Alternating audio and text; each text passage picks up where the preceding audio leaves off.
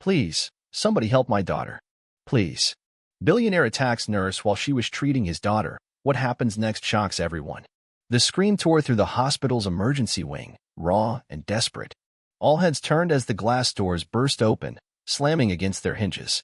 A man stumbled in from the rain, soaked to the skin, clutching the small, lifeless body of a girl to his chest.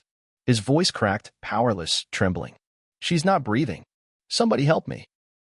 Before we go further, please ensure to like, share, and subscribe for more interesting stories like this one. Nurse Clara Reed was the first to move. One look at the child and her instincts kicked in. The girl's arms hung limp, her face pale as wax, lips tinged with blue. Clara didn't need to be told twice. She was already barking orders. Get a trauma bed now. Two orderlies wheeled the gurney over as Clara met the man halfway. Only then did she realize who he was. Richard Wexley. The billionaire. The tycoon who owned half the city skyline and was known for bulldozing companies, careers, and reputations without blinking. But none of that mattered now. Here, under the harsh fluorescent lights of the ER, he wasn't a mogul, he was just a father, unraveling at the seams. Take her, he gasped, eyes wide with terror. Please don't let her die. We're doing everything we can, Clara said, her tone even. She gently pried the girl from his arms and lowered her onto the gurney. What happened? She said her chest hurt. Then she collapsed. She just dropped.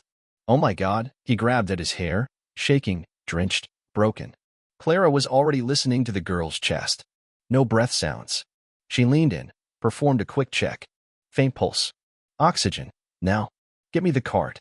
10-year-old, suspected cardiac episode. The team moved fast, years of training kicking in.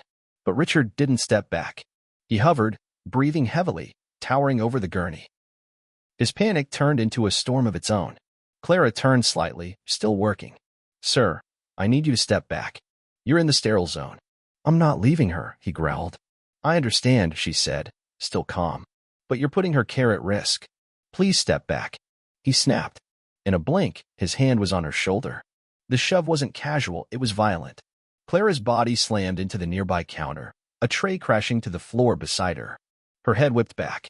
Gasps filled the ER. Everything stopped for half a second. And then, chaos resumed. Clara groaned, clutching her side, but didn't stay down. She rose to her knees, wiped the blood from her lip, and pulled her gloves back on. Her eyes didn't meet Richard's. They locked straight onto the girl. She returned to the gurney and resumed compressions. She's coding, shouted another nurse. Charging to 150. Clara said firmly, already holding the paddles. Richard froze where he stood. Security stormed in behind him, alerted by the commotion. One of them placed a hand on his shoulder. Sir, you need to leave. Now. Richard looked stunned, like he'd only just realized what he'd done. I didn't. I wasn't trying to, sir. Please, the guard repeated. The billionaire raised his hands and stepped away, chest heaving, eyes locked on Clara, not with anger anymore, but disbelief. The woman he just struck was saving his daughter's life. No hesitation. No grudge. Just duty. Clara didn't flinch. She didn't ask for an apology. She didn't even glance at him. She defibrillated the child, voice steady. Clear. The girl's chest jumped. Nothing. Charging again, 200. Clear. This time, the monitor beeped, a weak, flickering signal. We've got a pulse, the trauma doctor confirmed. Clara adjusted the mask, leaning in to check. The girl's chest moved, barely, but it moved. Oxygen flowed. The nightmare loosened its grip. Vitals stabilizing, another nurse confirmed. Clara let out a breath she hadn't realized she was holding. She placed her hand over the girl's. You're going to be okay, she whispered, her voice hoarse. The gurney began moving toward the ICU. Clara walked alongside, her steps tight with pain, one hand pressed to her bruised ribs. A small trail of blood marked her lip, but she didn't stop. Richard stood in the hallway, motionless. The chaos swirled around him. Nurses, orderlies, the beeping machines, voices echoing overhead. And yet, the only thing he could see was Clara. She hadn't yelled, hadn't accused, hadn't even looked at him with hatred. She just kept going. She got pushed to the ground by the man who could buy half the city, and she got up to save what he valued most in the world. The irony wasn't lost on anyone. Outside, thunder rolled across the city like distant cannon fire. The storm hadn't let up, but inside, something had shifted.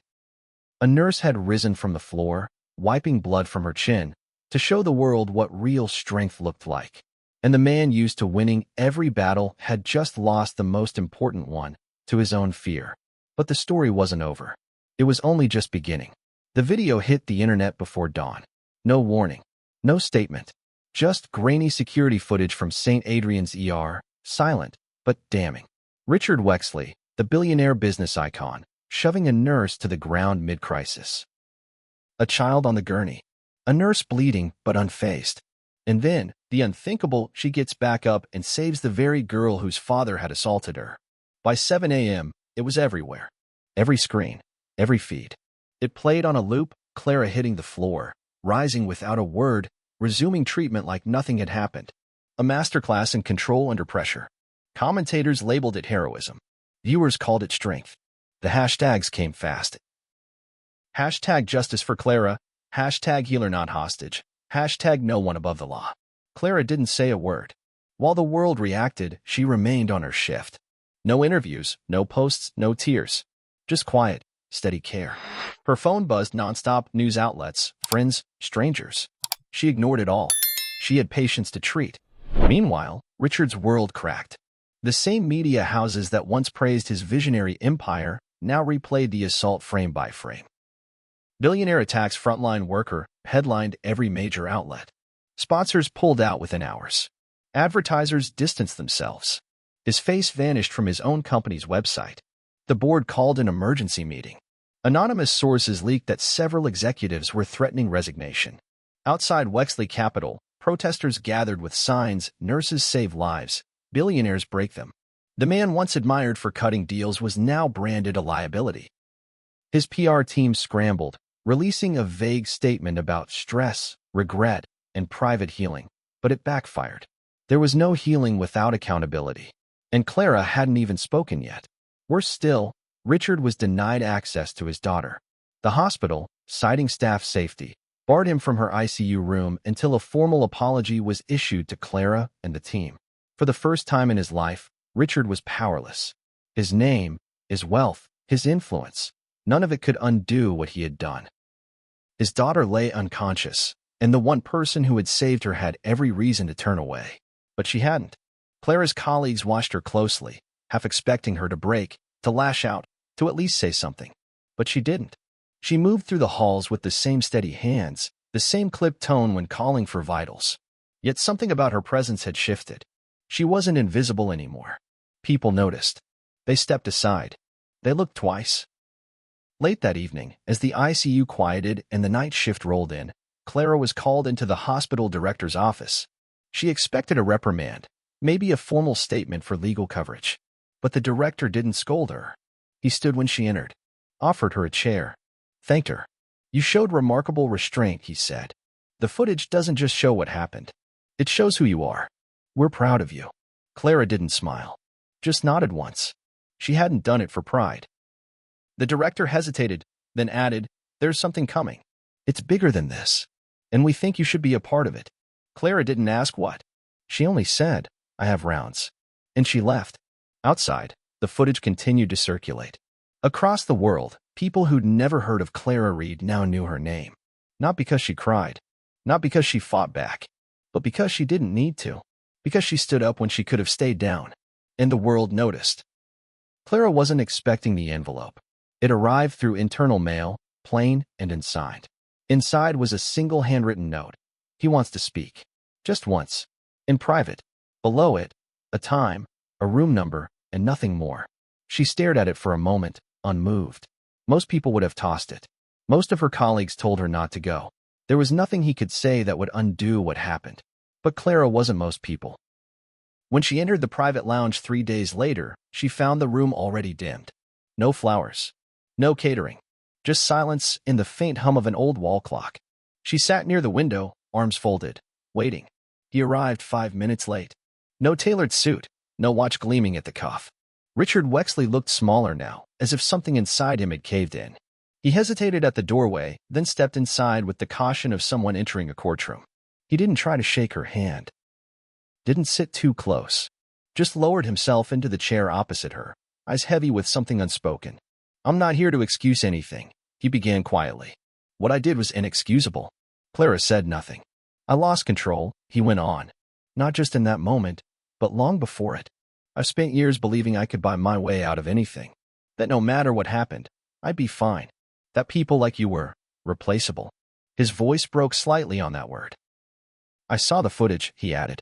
Over and over. You got up. You saved her. And he stopped, staring at the floor. I don't deserve kindness from you. But I came to say I'm sorry. Not for the headlines. Not for the fallout. For everything before that, too. For thinking my time mattered more than yours. Clara studied him. His hands, once used to signing contracts and shaking dignitaries, were now clasped tightly in his lap, knuckles pale. She wasn't moved by theatrics. She'd seen grief, panic, guilt. This wasn't performance.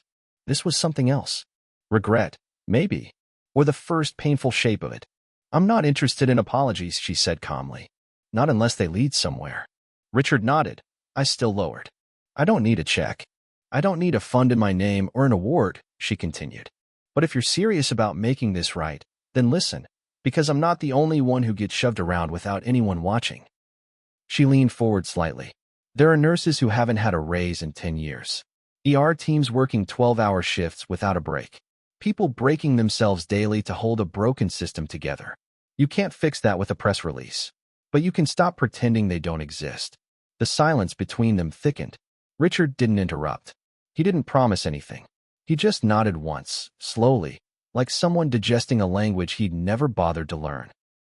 I'll do better, he said finally. She stood. Then start there. As Clara walked out, she didn't look back. She didn't need to. Behind her, Richard remained seated, eyes on the carpet, shoulders hunched under the weight of something heavier than reputation.